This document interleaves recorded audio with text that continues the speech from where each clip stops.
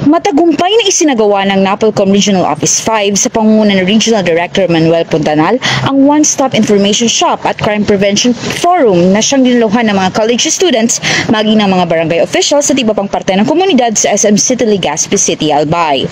Katuwang ang Pro 5 Albay Police Provincial Office at Legazpi City Police Station, ang nasabing aktibidad ay inorganisa bilang bahagi ng pagunita sa ika-31 anibersaryo ng National Crime Prevention Week.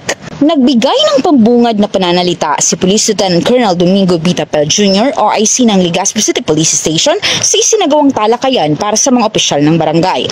Binigyang din niya ang mahalagang papel ng mga lokal leader sa pagpigil ng krimen, pati na rin ang kahalagahan ng 911 emergency hotline at ng 5-minute response time strategy sa pagpapalakas ng seguridad sa komunidad.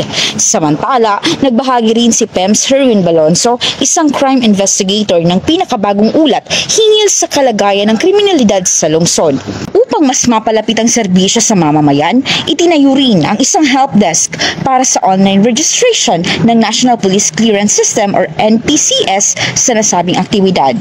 Ang PNP PCOL ay patuloy sa pagbabahagi ng kaalaman upang maging alerto ang bawat isa at makaiwas sa kriminalidad at masasamang loob.